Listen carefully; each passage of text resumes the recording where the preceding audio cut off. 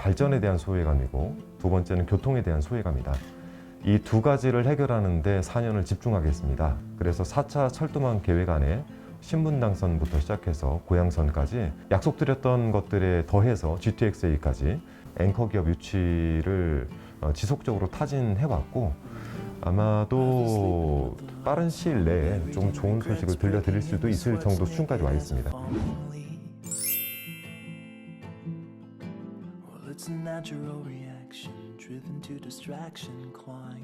고양신문 유경준 기자입니다. 늘 TV에서 보시던 우리 얼굴을 이렇게 또 고양신문 유튜브 통해서 보니까 우리 시청자 여러분 반가우시죠? 예, 한준호 더불어민주당 고양을 국회의원님을 오늘 뉴스 택배에서 만나 뵙도록 하겠습니다. 의원님 안녕하세요. 네, 반갑습니다. 네, 저희 고양신문 이렇게 또 영상으로 인사드리기는 처음인데요. 처음이죠. 네. 네네, 저희 그 구독자 여러분들에게 또 우리 시민들에게 인사 좀 부탁드릴게요. 네, 반갑습니다. 고양시 주민 여러분, 저는 고양시 을 지역구에서 국회의원으로 있는 한준호입니다. 요즘 당에서는 원내대변인 겸 중앙당 선거관리위원회의 대변인으로 활동을 하고 있는데요. 저희가 이 지역구에 온 지 벌써 1년 반 정도 되어가는 것 같습니다. 여러분과 더욱 소통하고 주민들이 바라는 방향들을 잘 들어서 처음 말씀드렸던 필요한 정치, 그리고 정치를 서비스로 하는 그런 정치인이 되도록 노력하겠습니다. 고맙습니다.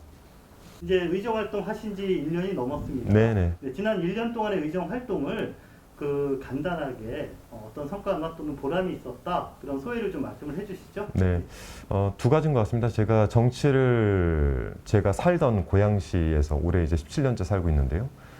두 가지에 대해서 말씀드렸습니다. 고양시는 소외감이 있다. 첫 번째는 발전에 대한 소외감이고 두 번째는 교통에 대한 소외감이다. 이 두 가지를 해결하는 데 4년을 집중하겠습니다. 라는 말씀을 드렸는데요. 물론 이제 많은 우여곡절들이 있었지만 작년 같은 경우에는 제가 기간 산업에만 집중을 했었습니다. 그래서 4차 철도망 계획 안에 신분당선부터 시작해서 고양선까지 약속드렸던 것들에 더해서 GTX-A까지 저희가 담아낼 수 있어서 굉장히 보람이 있었다라고 생각을 하고 있고요. 이제 앞으로 이걸 잘 지켜나가고 잘 만들도록 하겠습니다. 두 번째는 발전에 대한 소외감인데요. 저는 고양시에 기업을 유치하기 위해서 지난 1년간 의정활동을 집중을 했었는데, 여기에 대해서 아마 좋은 소식을 조만간 전해드릴 수 있을 것 같다라는 희망이 좀 생겼습니다. 특히 창릉 상기 신도시에 만들어지는 41만 평의 자족용지, 이 자족용지에 어떠한 기업들이 들어오냐에 따라 가지고 우리 110만이 넘어가게 되는 고양시에 먹을거리, 젖줄이 될 거라고 생각을 하고 여기에 조금 더 매진하고 집중하겠습니다. 관심사, 그리고 이제 좀 예민한 질문들로 넘어가 보도록 하겠습니다. 자, 누구나 궁금해하고 또 관심이 많은 교통 문제입니다. 네, 고양선이 이제 예타를 통과했습니다. 예타 통과야 저희가 예상을 했던 건데, 그러나 아직까지도 지역 주민들에게는 역사가 과연 어디에 생기느냐를 비롯해서 여러 가지. 네. 고양선은 창릉 상기 신도시와 구도심을 연결해주는 여러분의 좋은 탈거리가 될 겁니다. 다만 행신중앙로라고 하는 곳은 매일 아침 2만여 분 정도가 서울로 출근을 하기 위해서 몰려드는 곳인데, 대화에서 올라오는 버스에 타기 위해서 행신에서는 이 버스 안에 구겨 타고 아무도 앉아갈 수 없는 그런 구조가 되어 있죠. 그래서 행신중앙로에 있는 서울로 나가시는 분들의 교통을 분산시키는 효과를 얻기 위해서는 반드시 행신중앙로에 고양선이 들어와야 됩니다. 다행인 거는 예타 통과 전까지 행신동에 고양선을 위치하는 것까지는 저희가 확정을 지었고요. 그 다음은 이제 역사 위치 문제인데, 기술적 검토와 그리고 예산에 대한 부분들을 일부 다 풀어냈다라는 말씀까지는 드릴 수 있을 것 같고요. 이 부분 잘 마무리될 수 있도록 끝까지 챙겨보겠습니다. 네, 행신동까지는 왔다라는 소식 전해주셨습니다. 네. 조만간에 좋은 소식 저희가 또 기대해 보도록 하고요. 자, 또 한 가지는 이제 창릉 신도시가 저희에게 이제 어떤 미래의 희망인데, 네. 또 기피 시설 문제가 네. 최근 들어서 이제 좀 이렇게 대두가 되고 있습니다. 기피 시설은 또 어떻게 다른 말로 하면 이게 또 필수 시설이기 때문에 어딘가에서는 분명히 해결을 해야 되는 문제인데, 자, 특히 향동지구 주민들이 시청 앞에서도 연일 좀 시위를 하고, 혹시 이거에 대해서 좀 해법 들려줄 수 있을까요? 네, 해법을 제시해 드렸고요. 그리고 저는 여러 차례 이제 주민분들 만나면서 직접 통화를 한 분도 계시고 시청 앞에 시위하시는 분들을 만나서도 말씀을 드렸고 또 이제 대표격으로 계신 분들과 또 논의도 했고 향동 주민분들에게 영향을 미치는 곳에 절대 기피시설을 만들지 않을 겁니다. 이 부분에 대해서는 시하고도 상당 부분 조율을 해놨기 때문에 네. 너무 걱정하지 않으셔도 됩니다. 제가 단적인 예로 한번 시청 앞에서 아이를 안고 계시는 아버지께서 더운 날 시위를 하셨다는 얘기를 듣고 그분 연락처를 받아서 전화를 드렸어요. 전화를 드리면서 첫 번째는 이런 날 아이를 안고 나오게 해드려 죄송합니다. 하나 한 번도 저희는 그쪽으로 위치하게끔 논의를 해본 적이 없습니다. 두 번째는 저는 새로 생기는 기피시설들이 현 주민들에게 영향을 미치는 곳에 절대 설치하지 못하게 할 겁니다. 기존의 주민들. 그렇죠. 새로 생기는 앞으로 들어올 주민들의 그 시설들이 왜 기존에 있는 주민들에게 영향을 미쳐야 됩니까? 차라리 창릉 상기 신도시 한복판에 짓는 한이 있더라도 주민들에게 영향을 미치는 곳에 절대 짓지 않겠습니다. 라는 약속의 말씀을 드렸고 그 이후에 시하고 잘 논의를 했고요. 앞으로 8월 7일에 그 대안을 가지고 다시 한번 주민들께 설명을 드릴 겁니다. 요즘 이제 기피시설이라는 게 두 가지가 있습니다. 하나는 음식물 처리장, 또 하나는 폐기물 처리장. 국내에서 가장 좋은 사례는 하남시에 있습니다. 하남시의 유니온파크는 쓰레기가 약 45톤 정도, 그리고 음식물이 한 80톤 정도, 그래서 100톤까지 처리가 가능한 지하시설입니다. 지하시설이고 그 위는 공원화가 돼 있어서 아이들의 물놀이장, 그리고 배드민턴장, 테니스장 등 이렇게 주민들이 이용할 수 있는 시설로 만들어져 있고요. 굴뚝은 전망대로 만들어져서 팔당댐을 바라보게 돼 있습니다. 그래서 뭐 제가 이제 창릉 상기 신도시 한가운데 짓겠다는 건 아닌데 이건 어쨌든 행정 부분이니까요. 이 시설들은 전체 지하화가 될 겁니다. 지하화가 되고 그 위는 전부 공원화가 될 거라 주민들 편의시설로도 이용이 될 겁니다. 네, 알겠습니다. 저희가 또 기대를 해보도록 하고요. 자, 창릉 신도시가 들어설 때 그 대규모 이런 주거시설이 들어서는 것에 대한 반발도 있었지만 또 그거에 대한 반대급부로 이전에 경험하지 못했던 자족시설이 들어선다라는 것으로 이제 고향 시민들에게 또 새로운 메시지가 전해졌는데 문제는 그 자족시설이 과연 우리가 기대할 만한 그런 산업 유치가 가능할 것이냐 이게 관건인 것 같거든요. 저는 된다라고 감히 말씀을 드리고 싶어요. 제가 이건 당선되자마자 제 임기는 6월부터 시작됐지만 당선되자마자 이 자족용지를 어떻게 쓸 것인가에 대해서 고민을 많이 했습니다. 그 기간 동안에 우리나라 유수의 기업들도 만나서 타진을 했고요. 싱가포르에 있는 HDB, 그러니까 주택개발청, 그 다음에 GIC, 투자청, 엔터프라이즈 싱가포르, 그 다음에 미국의 판교하고 그 인천 송도로 개발을 했던 DPR, 뭐 홍콩에 있는 ESR 등 유수의 회사들을 만나면서 투자와 앵커 기업 유치를 지속적으로 타진해왔고 아마도 빠른 시일 내에 좀 좋은 소식을 들려드릴 수도 있을 정도 수준까지 와 있습니다. 지금 그 말씀하신 걸 들어보면은 앵커 기업을 국내에서만 찾고 있지 않다라고 이해도 될까요? 네, 맞습니다. 우선 저는 글로벌 기업을 중심으로 해서 앵커 기업을 데려올 생각이고요. 저희 창릉 상기 신도시 자족용지 41만 평 중에서 23만 평이 한강 쪽에 배치가 되면서 거기는 주민들에게 큰 영향도 미치지 않으며 굉장히 최적의 장소가 된 거예요. 데이터 산업에는. 이곳을 중심으로 해서 많은 기업들과 또 많은 투자기관들과 논의를 해본 결과 수도권 내는 이만한 최적의 장소를 찾기는 어렵다라는 결론을 냈고 거기에 따라서 상당히 긍정적인 검토들이 일어나고 있습니다. 네, 창릉 신도시의 그 자족용지가 이제 디지털 그리고 데이터 산업 중심으로 또 해외 앵커 기업까지 저희가 노리면서 그렇게 디자인하면 좋겠다. 네. 이런 희망을 좀 갖게 되네요. 자, 처음에 이제 국회의원 이렇게 출마하시면서 많은 약속들을 하셨습니다. 네. 네, 그 약속들에 대해서 좀 몇 가지 좀 굵직한 거 있으면 짚어주시죠.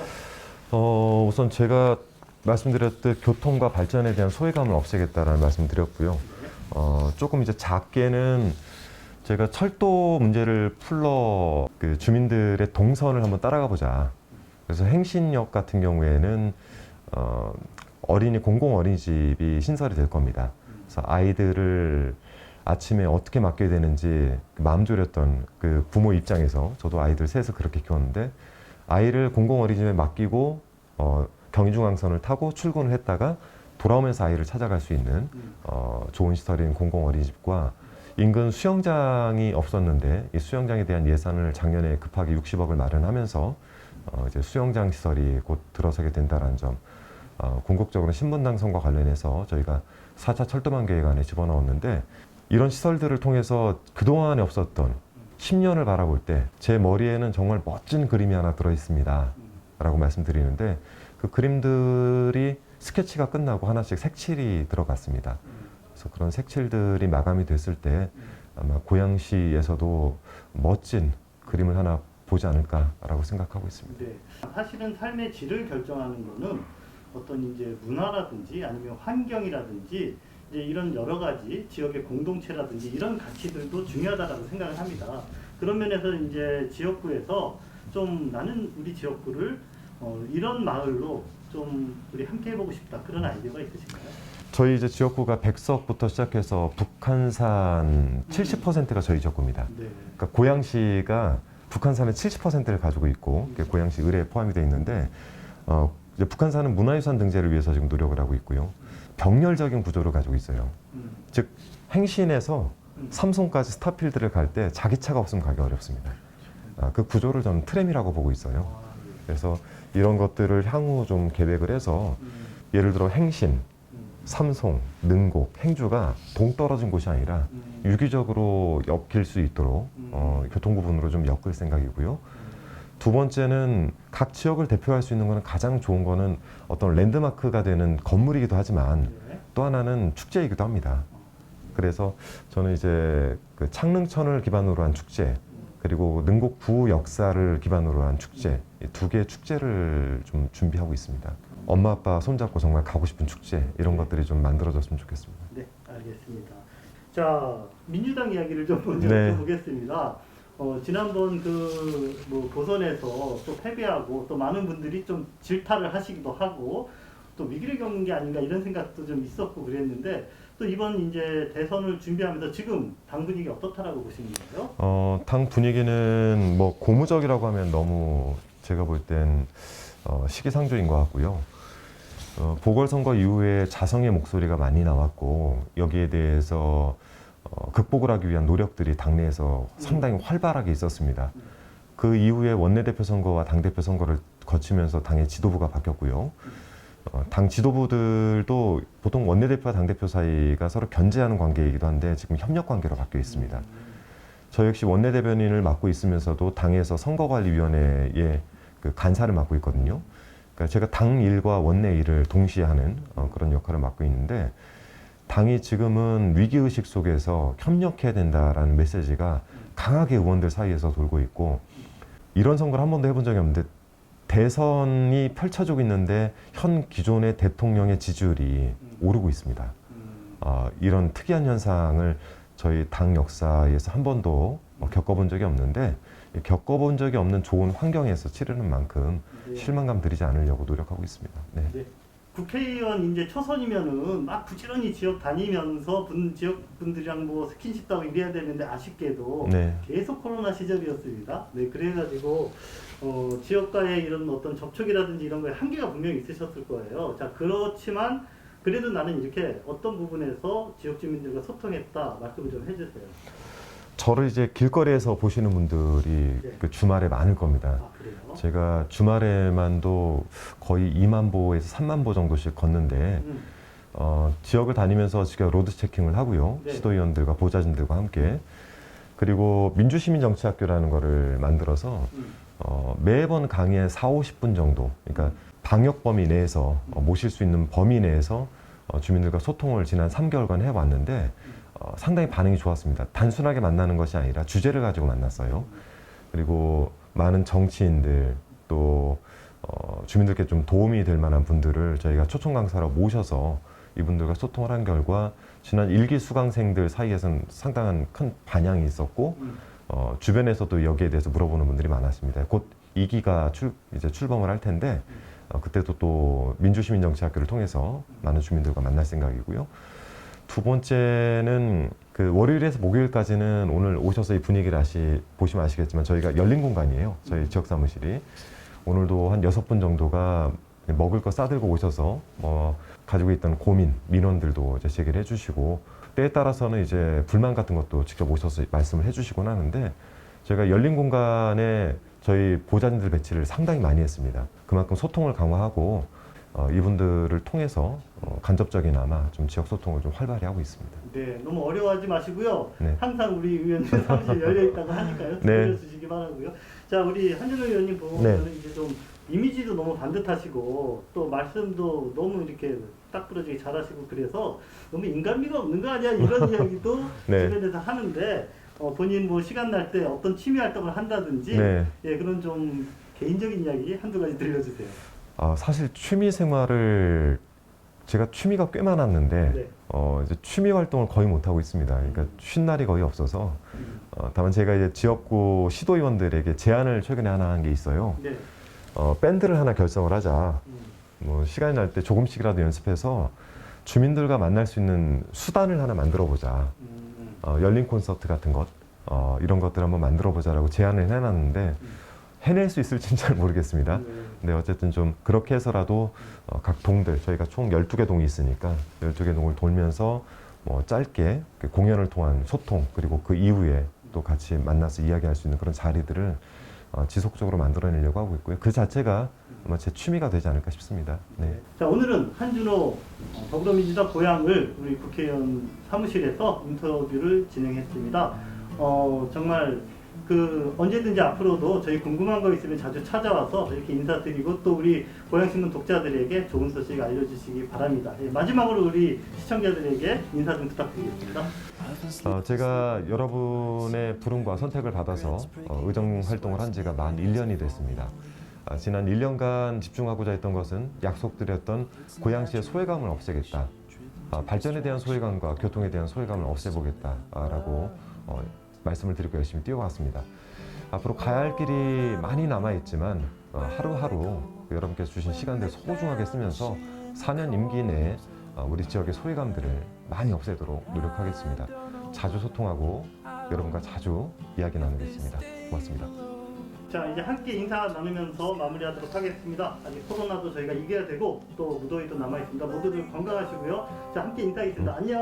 네, 고맙습니다.